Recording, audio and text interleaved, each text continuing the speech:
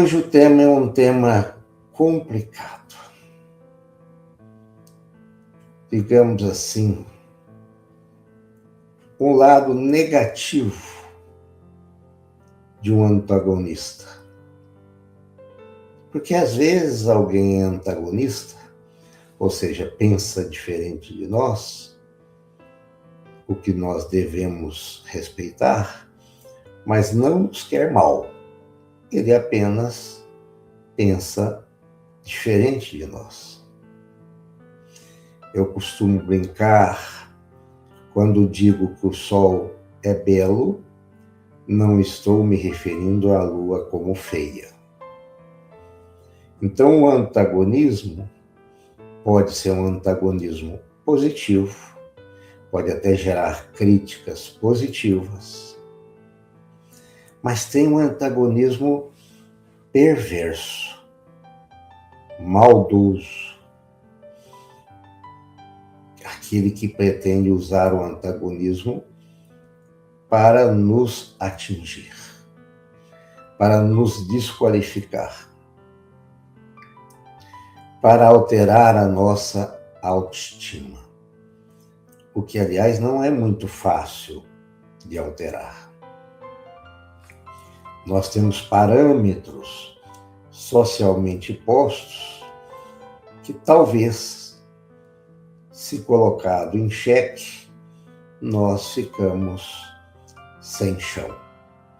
À medida que vamos amadurecendo, isso é certo, nós vamos aprendendo a nos desgarrarmos desses padrões asfixiantes. Mas mesmo assim, de repente podemos ainda passar por situações nefastas. O Evangelho de Jesus, que era procedido na casa de Pedro, Felipe, com as mãos calejadas, um homem trabalhador, queixava para Jesus as situações difíceis em que estava passando. Não é porque é discípulo de Jesus que não passa por situação difícil. Não é porque nós somos espíritas, somos cristãos, que estamos alforriados das tentações, das expiações, das dores. É claro que o Espiritismo nos consola, vai nos dando meta, ritmo de vida, mas não nos livra das dores.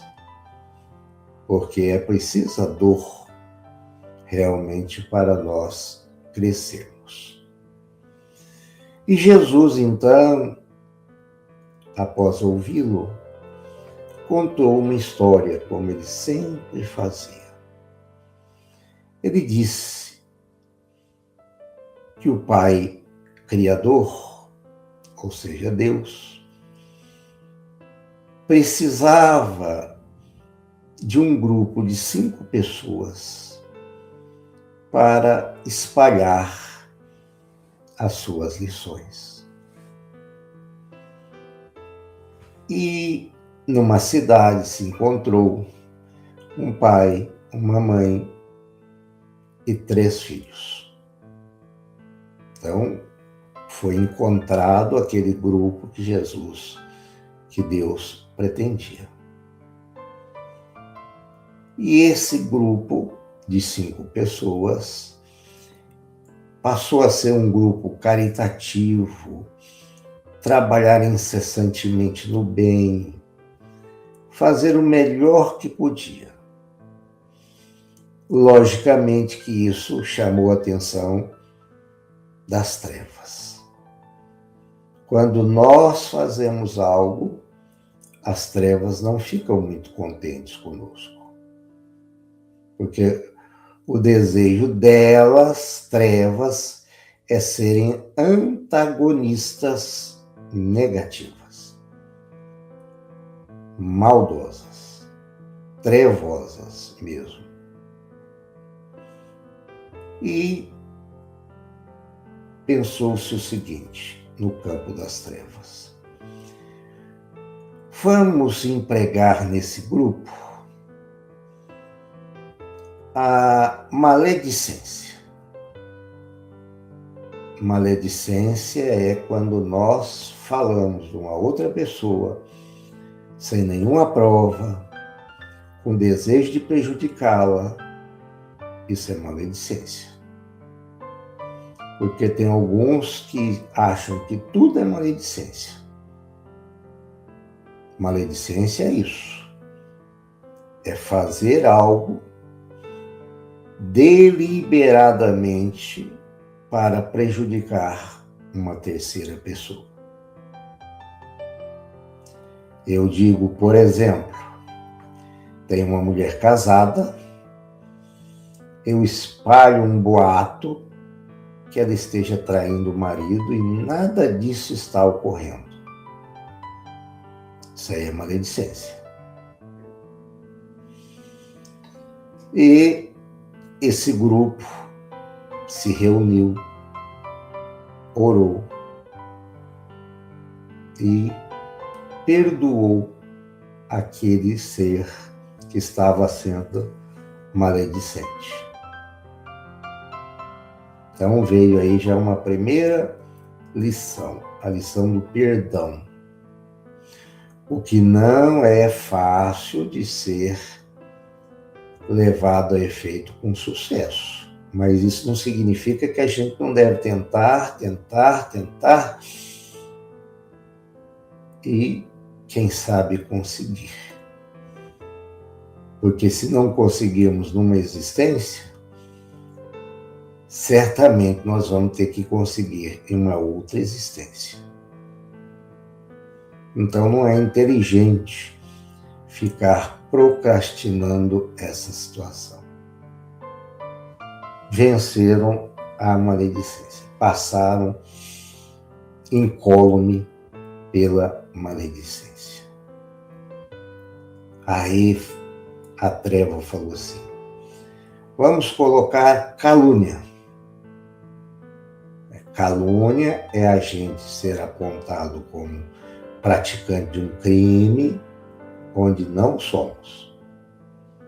Alguém, por exemplo, nos acusa que tenhamos furtado alguma coisa e não furtamos. É algo muito profundo para se superar. Marca profundamente o espírito, porque a nossa credibilidade é posta em dúvida e produz certamente um grau de raiva, comportamento normal do ser humano pelo fato de ser ser humano. A cólera e a raiva devem ser trabalhados, está lá em o Evangelho segundo o Espiritismo. Deve-se trabalhar, deve-se lutar, mas não é uma tarefa fácil. Mas eles se juntaram, aquele grupo dos 5, se juntaram, oraram e trabalharam dentro de si, dizendo: mas nós não fizemos isso. Se nós não fizemos isso, não tem por que preocuparmos. Aliás, Divaldo Pereira Franco teve mais de 1.100 cartas na época de ataque às suas obras, à sua pessoa e etc. E certa feita ele está em um quarto chorando. Joana de Ângeles chega lá e fala assim: Divaldo, está acontecendo alguma coisa? Ora, mas você não sabe? Estão me acusando aqui disso, daquilo outro. E eu não aguento, está muito difícil. E Joana de Ângeles pergunta para ele assim: Divaldo, é verdade o que estão falando de você? Claro que não, minha irmã. Então não perca tempo. Já que não é verdade, prossiga a sua caminhada. Então foi mais ou menos essa técnica que os 5 utilizaram. Vamos dar a eles facilidades, dinheiro, para que eles se embriaguem com o dinheiro e se percam nele, comprando tudo e todos, eles vão com certeza caírem.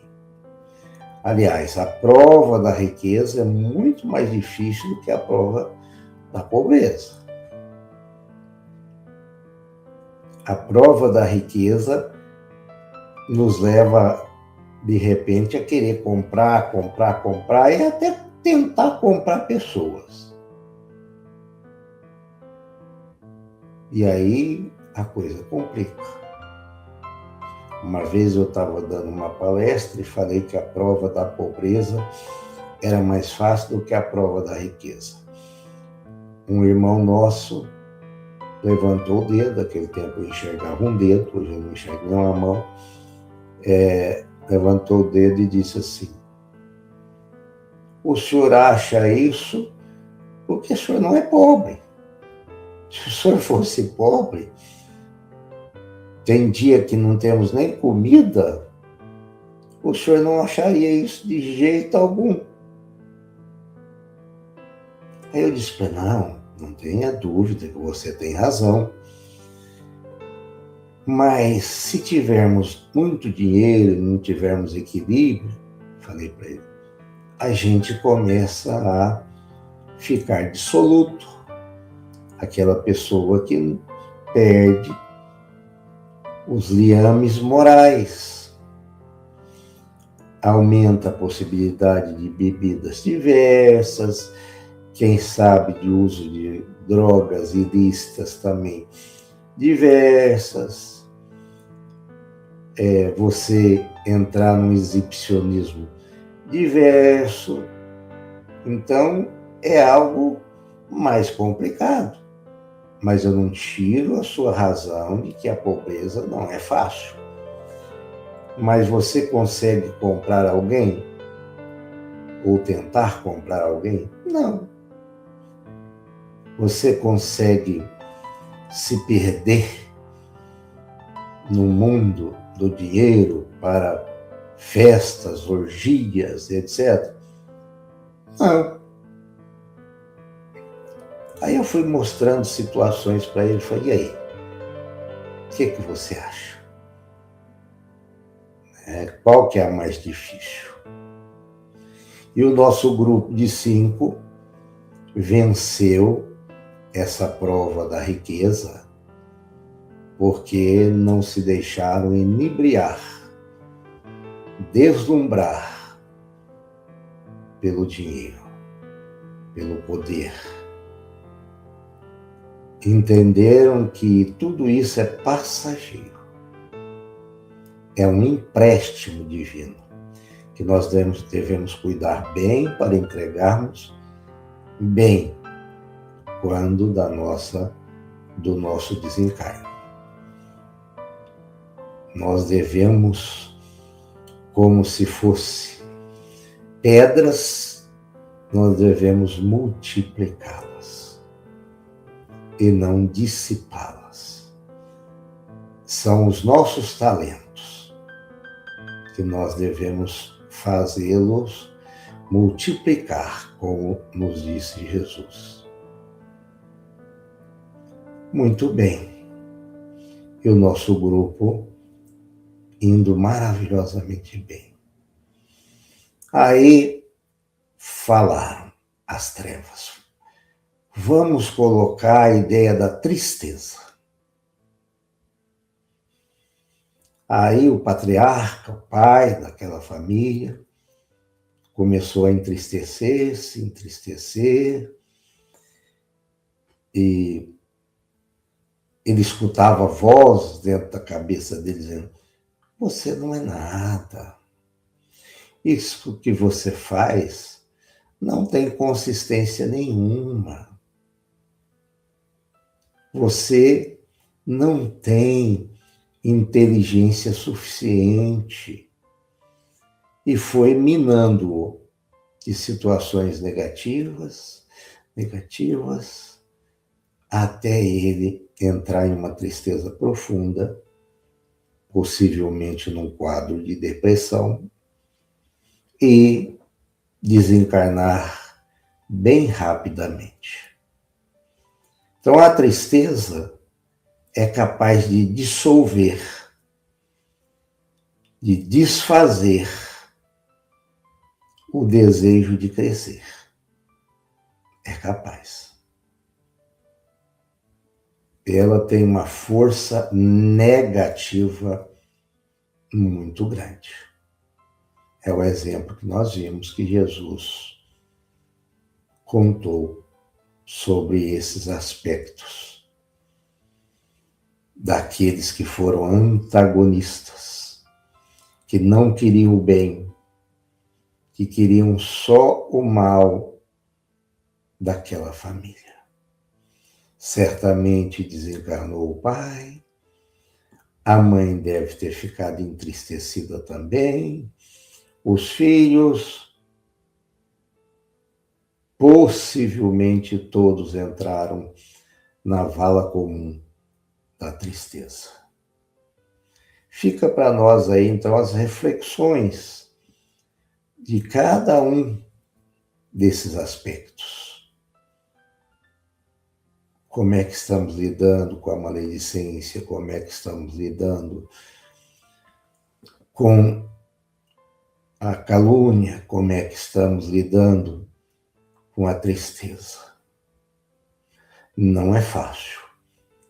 Quando temos um problema grave, é normal, é humano se entristecer. Mas deve-se buscar a oração, deve-se buscar pessoas muito agradáveis, pessoas que te põem para cima, pessoas realmente que te soerguem nesse momento de tristeza. Eu digo que Deus está me dando pessoas que estão me fazendo muito bem mesmo. Eu estava muito triste, mas esses seres amados fizeram com que eu sentisse cada dia mais melhor. Jesus, espíritos amigos, nos livrem dos antagonismos negativos na nossa vida. Nos faz sermos alegres, nos faz sermos felizes, bem tratados pelos espíritos e pelos encarnados, para que continuemos caminhando, sempre, que assim seja.